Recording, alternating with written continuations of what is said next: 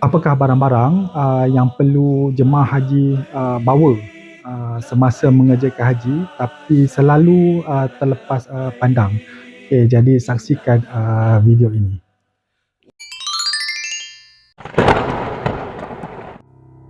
Alhamdulillah, saya, isteri saya dan juga adik perempuan saya diberi peluang, diberi kesempatan untuk mengerjakan haji pada tahun lepas. Okey, jadi barang-barang yang saya senaraikan, saya bagi kepada dua. Barang pertama ialah barang-barang yang sangat-sangat perlu dibawa. Okey, yang kedua ialah barang yang perlu dibawa. Okey, barang pertama yang sangat-sangat penting, sangat-sangat perlu dibawa ialah ubat-ubatan. Okay, jadi ubat pertama yang perlu dibeli dan dibawa ialah pertama lozenges ataupun ubat isap sakit tekak. Okey, bolehlah beli sama ada Strepsil ke, Fisherman Friends ke. Okey. Yang kedua ialah ubat batuk. Jadi saya cadangkan ubat batuk yang dibawa sama ada sirap Bisolven ataupun sirap Benadryl. Okey. Bisolven tablet Bisolven pun ada juga. Okey, yang ketiga ubat sesama. Okey, ubat sesama boleh bawa sama ada Actifed ataupun Loratadine. Actifed ni kalau makan dia rasa mengantuk jadi sesuai untuk makan 2 waktu malam. Loratadine ni bila makan dia tak mengantuk. Tadi boleh makan di waktu siang lah.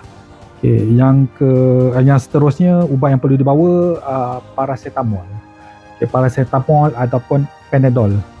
Okay, paracetamol atau Panadol ni sangat perlu terutama apabila kita berada di sana cuaca yang panas, kadang-kadang kita berasa sakit kepala ataupun kita berasa sakit yang sedikit lenguh-lenguh kaki ke pun kita boleh makan juga Panadol ataupun paracetamol.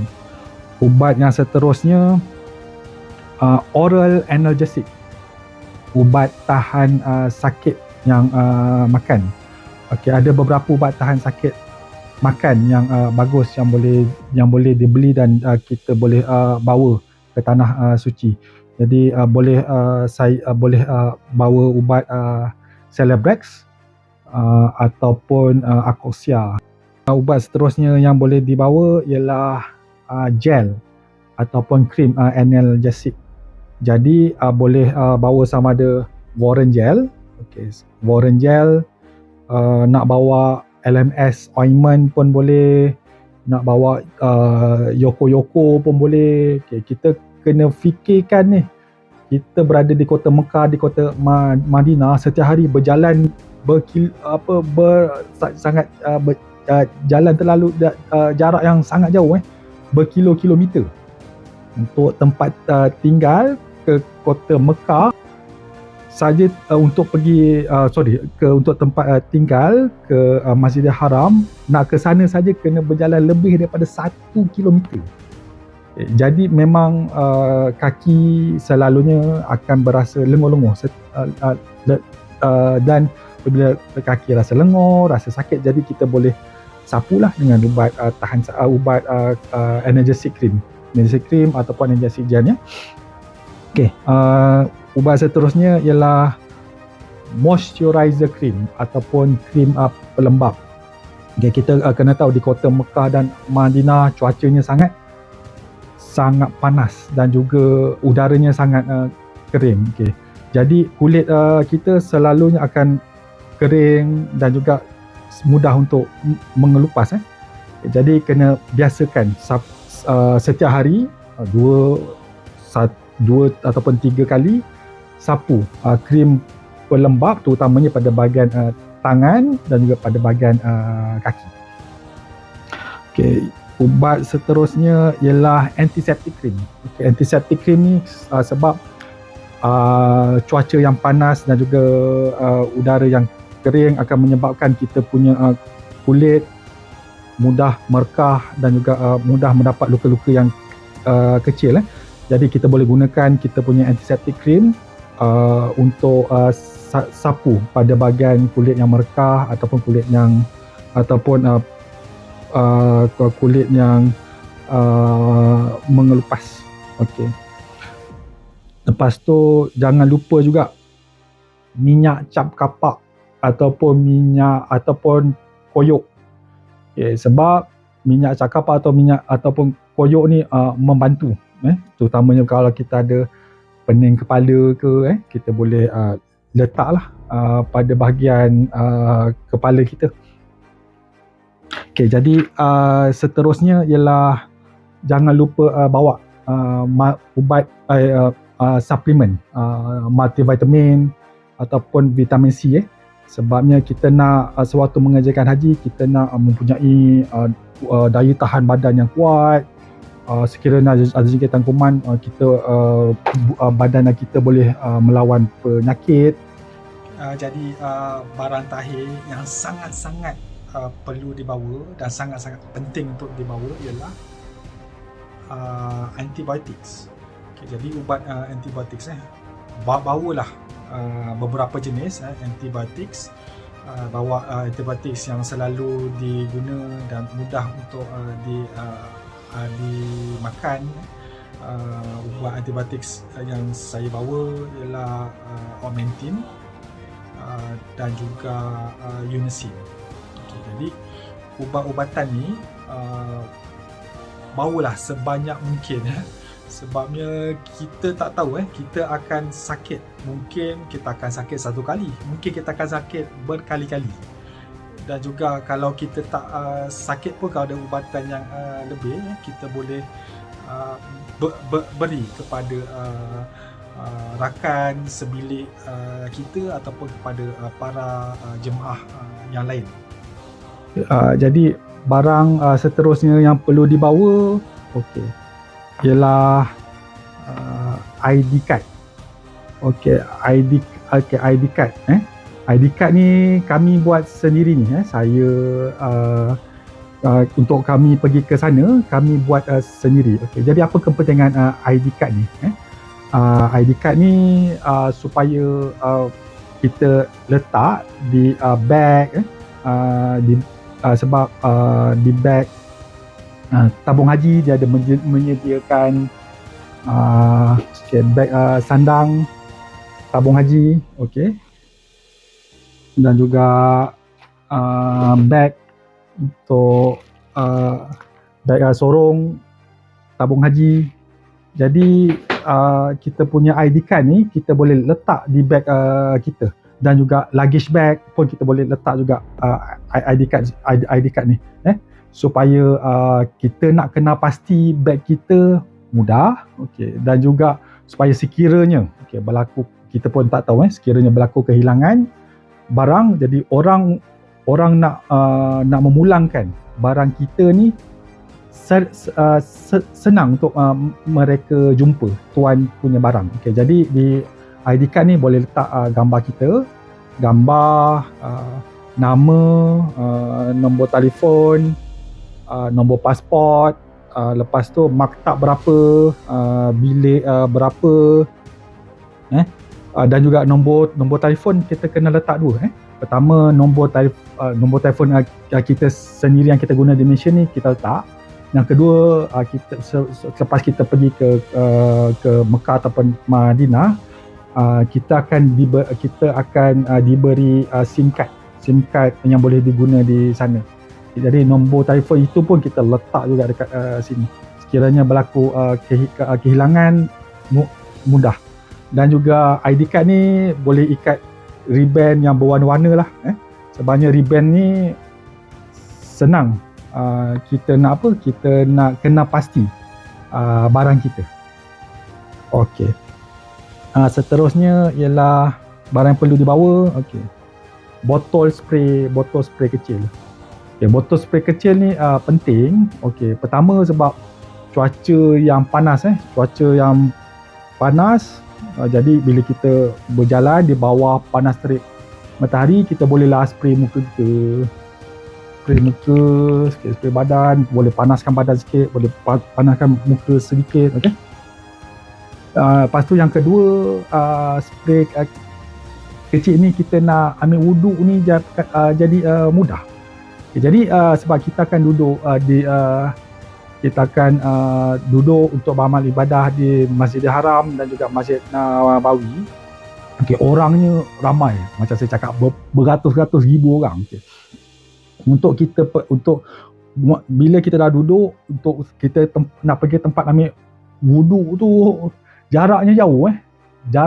Jadi sekiranya kita duduk, wuduk terbatal ke, terkentut ke, jadi sekiranya kita nak mengambil wuduk, kita terpaksa jalan jauh dan juga agak sukar untuk kita jalan jauh, ambil wuduk dan juga patah balik, terpaksa berjalan jauh, orang beribu-ribu, dan sekali kita dah tinggalkan tempat kita duduk tu, memang dah tak dapat lah orang dah duduk. Terutamanya kalau kita datang awal, kita dapat duduk di saf yang hadapan, nak dapat pahala duduk saf di hadapan, tiba-tiba terbatal wuduk pula. Jadi terpaksa pergi ke belakang untuk ambil wuduk. Jadi kalau kita duduk di saf yang hadapan, wuduk terbatal, jadi kita boleh ambil wuduk menggunakan air dalam botol kecil ni saja. Okey.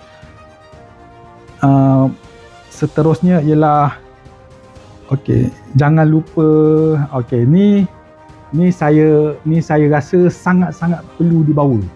Sangat-sangat perlu dibawa ialah ni dipanggil neck fan, kipas alihi. Sebabnya cuaca kepanasan berada di Mekah, di Madinah, terutama untuk para jemaah yang datang daripada Malaysia, panasnya Allah je lah yang tahu. Jadi sekurang-kurangnya kalau ada yang ni neck fan, so neck fan boleh letak di sini, kita boleh on kan. Jadi muka kita berasa sejuk. Lepas tu kita boleh spray sikit air. Sejuknya. Seterusnya yang perlu dibawa, selipar yang tapak dia sangat lembut dan selesa, dan juga kasut yang tapak dia sangat lembut dan selesa. Sebabnya macam saya katakan sebelum ni lah, kita akan daripada tempat tinggal, daripada tempat penginapan ke Masjid Haram ataupun Masjid Nabawi ni, kita kena berjalan lebih daripada 1 kilometer. Jadi kalau kita tidak bawa slipper ataupun kasut yang tapaknya lembut, jadi kaki kita akan mudah merasa sakit dan agak sukar untuk kita melakukan amal ibadah ketika di sana. Untuk kumpulan kedua, barang yang perlu ataupun yang penting yang untuk dibawa, yang pertama sekali ialah solar power bank. Jadi semasa kita mengerjakan haji di kota Mekah dan kota Madinah, untuk kita jumpa power plug agak bukannya mustahil, tapi agak sukar lah. Jadi kalau kita ada solar power bank, mudah sedikit. Sebabnya power bank ni dia akan mendapat pancaran sinaran matahari, dan juga dia akan charge menggunakan tenaga solar. Jadi apabila kita hendak daripada kita punya penempatan hendak ke Masjid Haram ataupun Masjid Nabawi, kita hanya gantung saja di kita punya beg, dan bila kita dah sampai je, kita berjalan jauh lebih daripada 1 kilometer, tengok-tengok dah penuh dah. Barang yang seterusnya yang perlu dibawa ialah extension multi-port power plug. Jadi apabila kita berada di sana, satu bilik, para jemaah akan berkongsi dengan tiga orang. Satu bilik boleh jadi 4 orang. satu bilik boleh jadi 6 orang, ada yang satu bilik 8 orang pun ada. Jadi kita terpaksa berkongsi dengan para jemaah lain. Dan juga power plug di satu bilik ni tak berapa banyak. Ada satu bilik ada satu power plug, ada satu bilik ada 2 saja power plug. Jadi kalau kita gunakan extension multi port power plug ni, jadi kita boleh berkongsi dengan jemaah lain untuk menggunakan peralatan elektrik kita. Okay. Dan seterusnya yang saya rasa yang perlu ataupun penting untuk kita bawa ialah portable massager.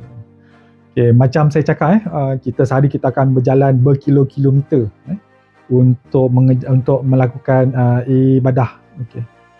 Jadi kita akan merasa sakit, lenguh-lenguh pada bahagian kaki, pada bahagian belakang, dan juga anggota tubuh kita yang lain kita berasa letih, penat. Okay, jadi kalau kita ada portable massager ni akan menjadi mudah sedikit untuk kita mengurangkan sedikit rasa lenguh, rasa letih pada bahagian anggota badan kita, terutamanya yang rasa penat ni kaki yang paling penat sekali. Okay. Barang terakhir yang perlu bawa ataupun yang penting ialah